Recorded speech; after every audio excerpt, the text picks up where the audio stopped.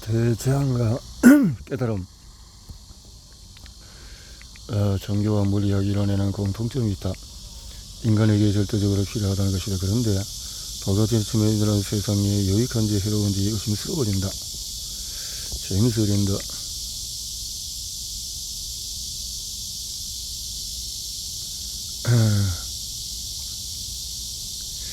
조지, 부자가 되거나 죽거나. 조지 앤드 제독은 1740년부터 1743년까지 영국 타운리를 이끌며 세계를 제하고 스페인과 경제적인 피해를 줬다. 스페인의 이에 대해서 영국 언론은 굉장한 승리를 하며 환영했다. 하지만 이때 계열병으로 선원의 4분의 3이 넘게 사망하면서 이 대장은 대중의 이목을 끌었고 이 병을 이해하는 결정적인 계기를 마련했다. 앤슨은 1969년에 영국 스태퍼드셔 기적 가문에서 태어났다. 15세에 해군에 자원한 그런 사정에서 장교로 빠르게 진급하여 25세에 처음으로 함정을 지휘했고 40세에 제독이 되었다. 1740년에 1월 영국은 스페인의 선전을 포기하고 영국 해군 도물은 앤슨 제독에게 태평양 탐험대로 조직에 의해서 스페인의 보물선 갈레온을 납포하라고 명령했다. 갈레온은 멕시코에서 필리핀으로 금과 은을 수송한 뒤에 아시아산 비단과 향신료를 싣고 유럽으로 귀향했다. 스페인인들은 신기한 보물을 가져오는 동안에 헝곳 주변의 험난한 항로를 피하기 위해서 멕시코의 아카풀코에서 이렇게 육로로 이동했다. 1740년 9월에 앤슨은 그남 6척과 보급선으로 구성된 약 1,400명과 해군 500명을 태우고 출항했다. 기항은 센츄리온이었다.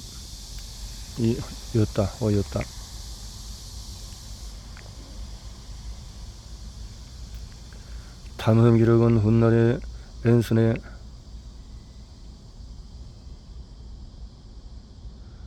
이름으로 출판되었으나 실제로 누가 기록을 남겼는지는 알려지지 않았다. 앤슨은 특허받은 의약품으로 땀과 구토를 유발하는 독극물이 발산과 안티모니를 함유한 머디 아력을 계열병 치료제로 공급받았다. 머디 아력을 만든 발명가 조시아 워드는 몸에서 해로운 물질을 제거하여서 계열병에도 암을 비롯한 모든 질병을 치료하는 만병통치약으로 홍보했다.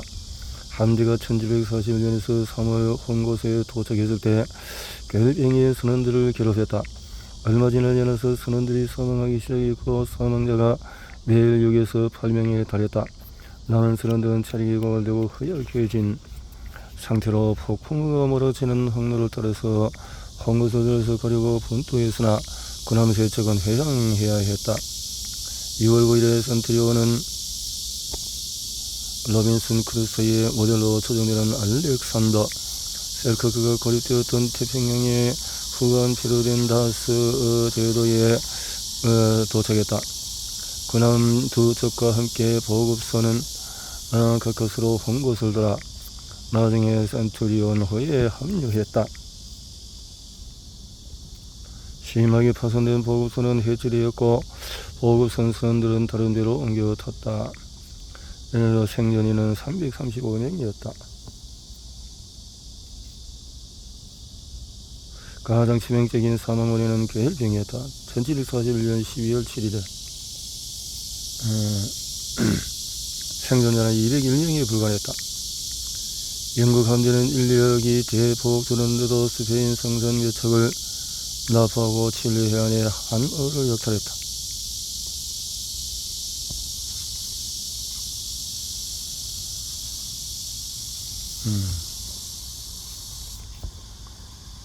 그리고 1742년 5월 6일 남아메리카 해안을 떠나서 중국으로 향했는데 7주 뒤에 바다에서 계열병이 다시 발생했다. 위리 아락은 땅, 구토, 설사를 유발하면서도 계열병에는 효험이 없었다. 공포가 줄어들지 않았다. 선원들이 계속 사망했다. 남은 군함은 센츄리온호 한 척뿐이었고 나머지 군함은 전투와 폭풍으로 회복이 불가능한 만큼 파괴되었다. 마침내 센트리노는 포모사에 도착했고 여기서 금은 부활을 실은 무역선 마닐라 갈레온을 납포했다. 생존자들은 3월 9개월간의 세계 일주를 마치고 3년 9개월 1743년 2월 영국에 도착했다. 대형 함선 3척에 탑승하여 영국을 떠나는 선은 약 1000년 가운데 181명만이 집으로 돌아왔다. 사망 원인은 대부분 괴혈병이었다. 앤슨과 생존한 선원들은 마닐라 갈리온에서 약탈한 어마어마한 보물을 센트리온호에 가득 싣고 들어와서 부자가 되었다. 하급 선원은 보수가 적지만은 약탈한 전리품을 나눠서 가질 수가 있었다.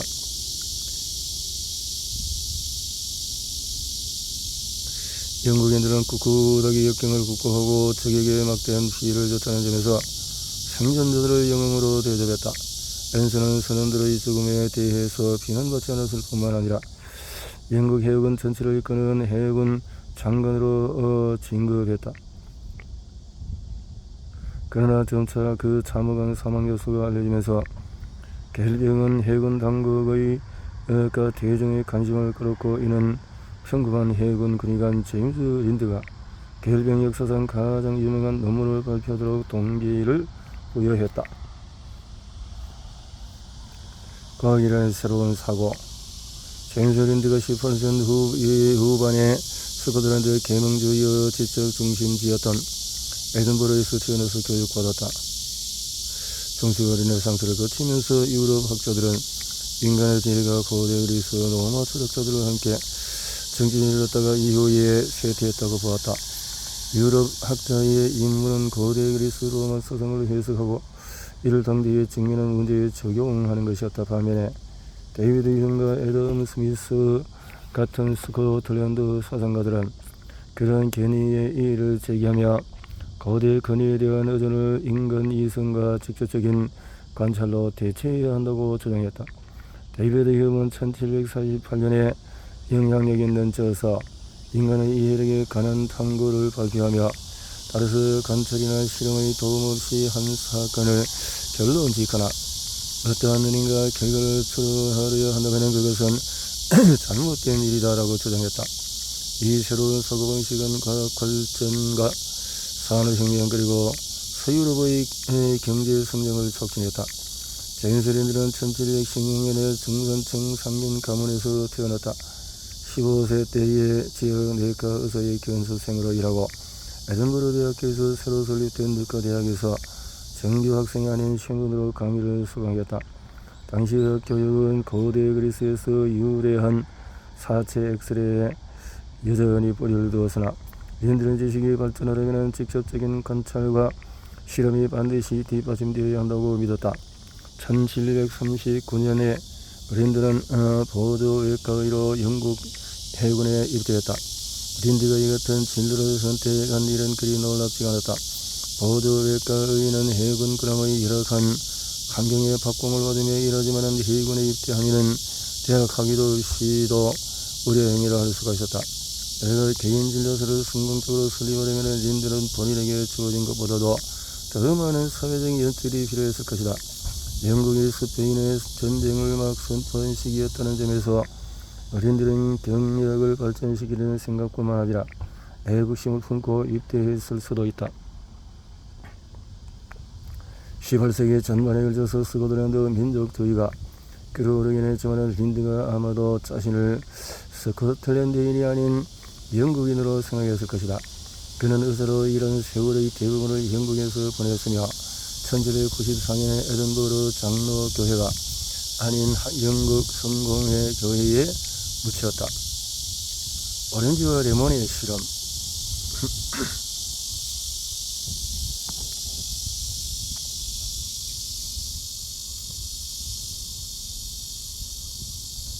오렌지와 레몬의 실험. 린드는 1746년 군의관으로 진급하여 대포 50에서 60문과 선원 약 350명을 실은 군함 솔조베리호에 배치되었다. 솔즈베리호는 나폴레온 전쟁 당시에 적군의 침략으로부터 영국을 방어하는 해협 함대에 속했다. 1747년에 군함이 육지가 보이는 지점에 머물렀는데도 선원들 사이에 계열병이 발생했다. 1747년 5월 20일 린들은 이 병으로 고통받는 선원 12명을 선별해서 훗날 널리 알려진 실험의 대상으로 삼았다. 린들은 실험 대상을 면밀히 관찰할 수 있는 선내 병실에 선원 12명을 수용했다. 그리고 이들에게 비타민C가 전혀 없는 표준 해군 식단을 제공했다. 아침 식사는 설탕을 넣어서 달콤한 기리죽, 점심 식사는 신선한 양고기, 서퍼 또는 설탕과 함께 물에 넣고 끓인 위스키과 푸딩, 저녁 식사는 보리와 건포도, 쌀과 크로전트, 아리작과 씨가 없는 포도를 말린 식품, 그리고 사고 야자나무에서 얻은 전분, 그리고 포도주가 만든 요리였다. 그런 다음에 선원을 2명씩 6그룹으로 나누고 각 그룹에 6가지 음식 중에서 1가지를 추가 지급했다.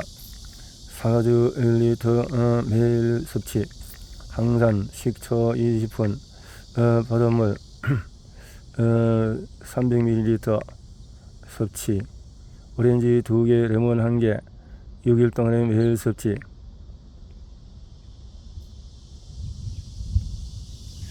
또 마늘, 겨자씨 등 이렇게 린들은 명백한 결과를 보고했다.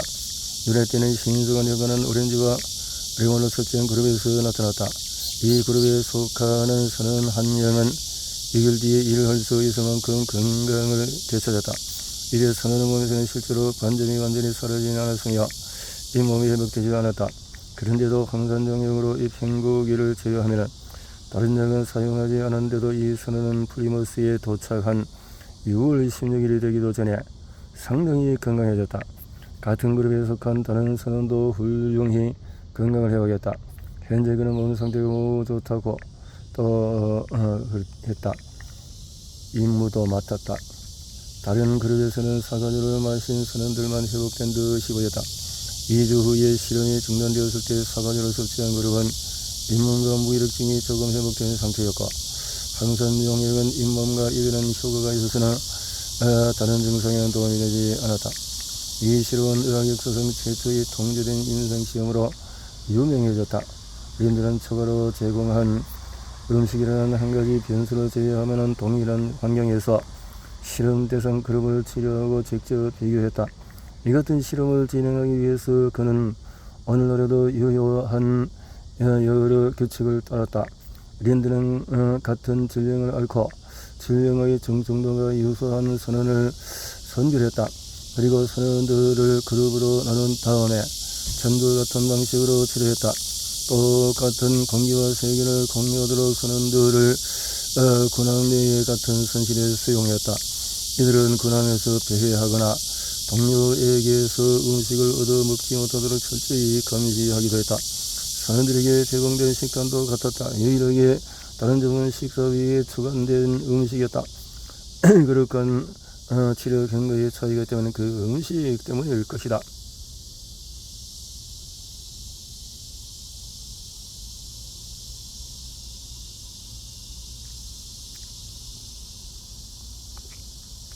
각 그룹은 선원 2명만으로 구성되었다. 한 번의 실험은 그것을 증명하기에 충분하지 않지만 실험 결과는 무시할 수 없는 듯이 보였다. 오렌지와 레몬은 계열병을 치료했고 다른 치료 요금은 효과가 없었다. 린드의 실험은 의학사에서 획기적인 사건이었다. 질병을 이해하기 위하여 린드는 1748년에 해군선에 퇴역하고 에든버러에서 개인 진료소를 열었다. 의사 이런 동안에 그는 계열병을 주제로 첫 논문을 쓰고 1753년에 발표했다. 린드는 경력 발전을 위해서 논문을 작성했다고 추정되며 당시 해군 장관인 조지 앤슨에게 해당 논문을 헌정했다. 논문의 전체 제목은 계열병에 관한 논문, 계열병을 주제로 발표된 문헌의 연대기적인 견해 및 비판, 그리고 이 질병의 본질 원인 및 치료법에 대한 탐구를 포함하는 세 개의 장, 이 제목이 암시하듯이 어린들은 과거의 문헌을 학문적 비판적 시각에서 검토했다. 히포크라테스와 플리니우스까지 거슬러 올라가서 과거의 계병을 어떻게 설명했는지 요약했다. 바스크 다가마와 리처드 호킨스는 언급하지 않았고, 이 질병을 최초로 신뢰성 있게 설명한 사람은 앞서 밝혔듯이 1535년에 허드슨만에서 탐험대를 이끌다가 겨울에 계열병으로 고통받았던 자크 카르티에라고 생각했다. 린드는 다른 해군 군의관이 계열병의 참성을 생생하게 묘사한 내용도 검토했다. 그리고 계열병의 원인을 규명한 과거의 이론을 논의하며 전부 틀렸다고 결론지었다. 함선에서는 또 풍기는 고약한 냄새, 소금에 절인 음식, 바닷물 노출에 따른 영향을 무시했다. 린들은 또한 자신이 직접 실험하여 명백한 결과를 얻었는데도 1734년에 네덜란드 의사 요한 프리드리히 바흐스트롬이 계열병은 신선한 채소로 만든 음식과 푸른 잎채소를 전혀 먹지 않아서 발생하며 이것만이 질병의 진정한 주요 원인이다라는 주장한 이론에 반대했다.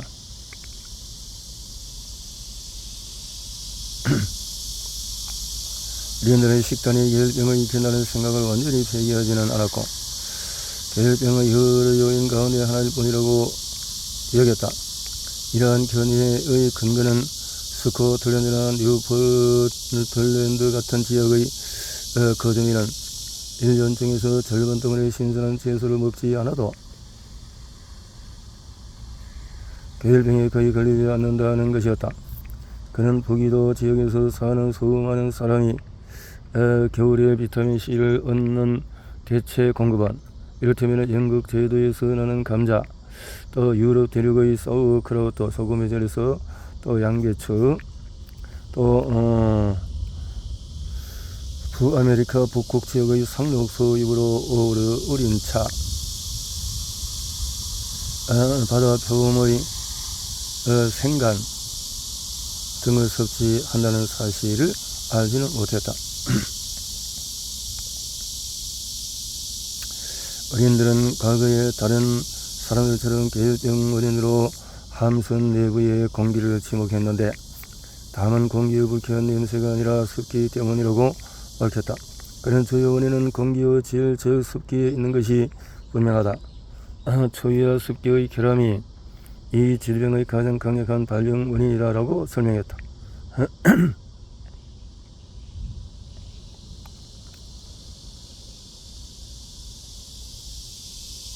계열병을 일으키는 부수적인 원인으로 다른 질병으로 인한 신체 쇠약,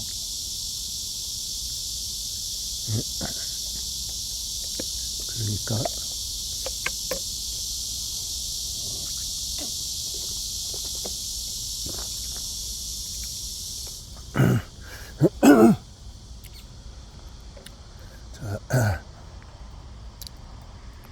공기의 질, 습기에 있는 것이 분명하다. 추위와 습기의 결합이 질병이 가장 강력한 발병 원인이라고 설명했다. 계열병을 일으키는 부수적인 원인으로 다른 질병으로 인한 신체 허약, 하급 선원들의 도덕적인 결함과 게으른 성향, 불만 많고 우울한 성격을 꼽았다. 린드는 또한 신선한 녹색 채소의 섭취 부족이 계열병의 부수적인 원인이라고 인정했다. 실제 경험에 따르면 잘 익은 과일과 신선한 녹색 채소는 최고의 계열병 치료법이었으며, 이는 과일과 채소가 가장 효과적인 계열병 예방법이라는 것을 증명한다. 그런데 바다에서는 과일과 채소를 얻기가 어렵고 습한 바다 공기에 계속 노출되며, 이러한 문제가 이 치명적인 질병을 일으키는 진정한 원인이다. 그는 열량이나 단백질 등 영양소 부족으로 발생하는 질병을 상상할 수 없었다.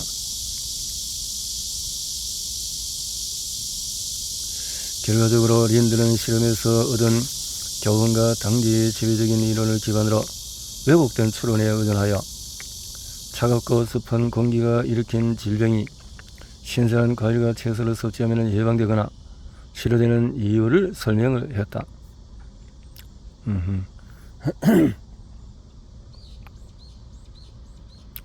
린드는 해군 군의관으로 복무하면서 재정의와 영국 해협을 항해하는 동안에 계열병 환자 수백 명을 목격했다. 이때의 경험을 토대로 그는 계열병의 무시무시한 특성을 생생하게 묘사했다. 당시 린드는 잇몸 병변이 생겨야만 계열병으로 진단할 수 있다고 잘못 판단했다. 실제로는 앞서 언급했듯이 구강위생이 양호하거나 잇몸에 염증이 없거나 치아가 없는 사람은 구강에 아무런 변화가 일어나지 않는다. 그러나 린드가 목격한 선원들은 거의 보편적으로 구강에 문제가 생겼고 이는 너무도 뚜렷한 특징이었으므로 그가 구강병변을 계열병의 보편적인 특징으로 추정한 점은 이해가 간다. 린드는 계열병으로 가장 심각하게 타격받은 선원은 강제에 징집된 사람들이었고 반면에 장교는 계열병에 거의 영향을 받지 않았다고도 언급했다. 린드는 계열병 환자가 사망한 뒤에 발견되는 특징을 설명하면서 이 또한 통제된 임상시험만큼이나 질병을 이해해야 하는데 중요하다고 강조했다. 그의 서술은 본인의 경험과 조지 선의 탐험대에 소속된 다른 군의관의 경험에 바탕을 두었다. 린드는 계열병 환자의 근육의 출혈이 빈번하게 발생하며 출혈 부위의 색은 시간에 따라서 파란색, 빨간색, 노란색, 검은색 다양한 색으로 보인다고 밝혔다.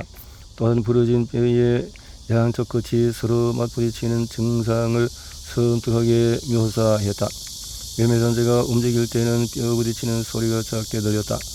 이들의 시체를 칼로 자르자 골단, 긴 뼈의 말단이 뼈에서 완전히 분리된 채 발견되었다. 두 골단이 서로 맞부딪히며 그러한 소리를 내었던 것이다. 어떤 환자들은 숨을 쉴 때 작은 소리가 들렸다. 이들의 시체에서 흉골의 연골이 늑골과 분리된 상태로 발견되었다. 린드는 이 같은 골절이 18세 미만 선원에게 특히 흔하게 발견된다고 기록했다. 이로부터 100년 후에 골절은 유아 계열병을 진단할 때 반드시 확인하는 항목이 되었으며 나중에는 동물에게서 계열병을 식별할 때에도 중요하다는 사실이 입증이 되었다. 린드는 자신의 실험에서 선원 2명으로 도출한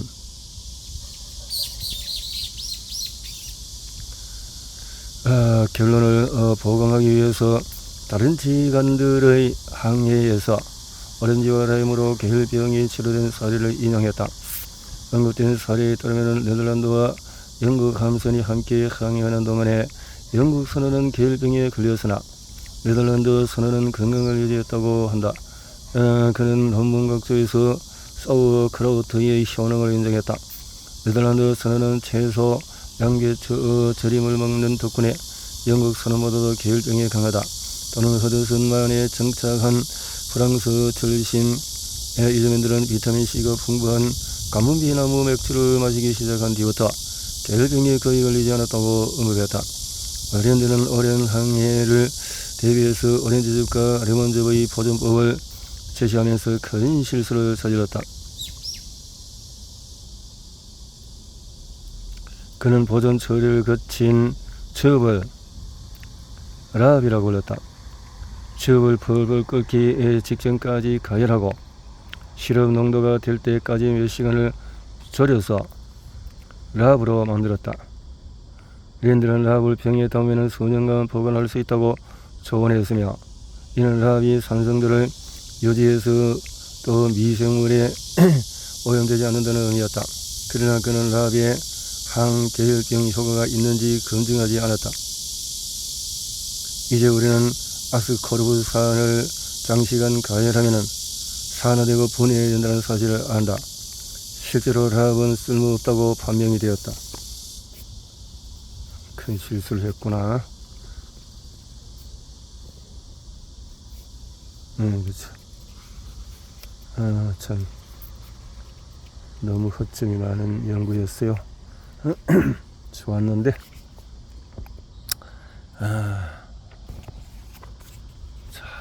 의학은 언제 과학이 되는가?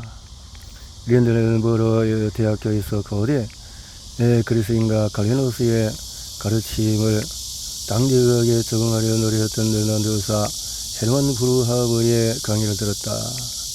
린덴은 계열병이 부패성 질병이라는 믿음에서 출발했다. 잘못된 생각. 린덴은 춥고 습한 환경에서 선원들이 운동하지 않으면 모공이 막혀서 땀으로 독성 물질이 배출되지 못해서 계열병에 취약해진다고 가정을 했다. 린덴은 계열병을 고치는 강균류의 효능을 설명하기 위해서 복잡한 소화 이론을 고안했다. 그는 채소 과일의 소화 과정을 거치며 땀으로 쉽게 배출되는 물질로 분해되는 덕분에 막힌 모공을 뚫고 나온다고 가정했다. 이제는 린덴의 이론은 완전히 틀렸으나 당대 통념과는 일치했다. 이는 인간 사고방식의 내재한 보편적인 특징을 드러낸다. 사람들은 새로운 이론을 주장하기에 앞서 새롭게 발견하는 사실을 자신이 가장 선호하는 이론에 억지로 집어넣으려고 노력한다. 그러한 시도에서 과학자의 보수성이 드러난다. 과학자는 선호 이론과 충돌하는 증거를 반박할 수 있는 한 선호 이론을 폐기하지 않는다. 이는 저항이 가장 적은 길이기도 하다. 새 이론을 고안하는 일보다는 기존 이론에 맞게 증거를 왜곡하는 일이 훨씬 쉽다. 겸손은 권위를 이기지 못한다. 린덴의 논문은 질병에 과학적으로 접근한 첫 시도로서 널리 인정받는다. 그러나 린덴의 논문은 의사들 사이에서 널리 읽히며 후속 논문이 2편 발표되었는데도 당시에 실질적으로 거의 영향을 미치지 못했다. 해군 본부는 방식을 변경하지 않았고 선장은 선원에게 신선한 과일과 채소를 제공하려고 하지 않았다. 이러한 실패에는 몇 가지 이유가 있었다. 일부는 논문 자체에서 비롯되었다.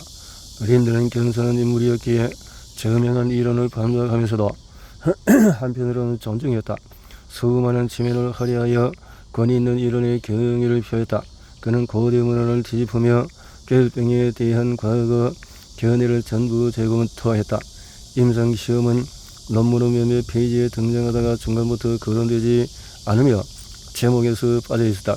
그는 관찰한 결과를 설명한 뒤에 계열병이 영양결핍 질환이라는 명백한 결론을 도출하지 않고 에든버러 대학교에서 배웠던 저명한 질병 이론에 관한 결과를 깨맞추려고 했다. 사체 엑셀은 린덴가 활용할 수 있는 유일한 질병 이론이었다. 당시에는 특정 영양소 결핍이라는 패러다임이 없어서 그가 관찰한 현상을 합리적으로 설명할 수가 없었다. 린덴은 또한 증거를 잘못 해석했다. 1년 정에서 9개월 동안에 신선한 과일과 채소를 먹지 않아도 계열병에 걸리지 않는 북유럽 및 북미 원주민 등 수많은 사례를 근거 삼은 것들이 또 이런 린덴의 경험에 따르면 선언은 항의하면서 최장 3년간 계열병에 걸리지 않을 수도 있었다.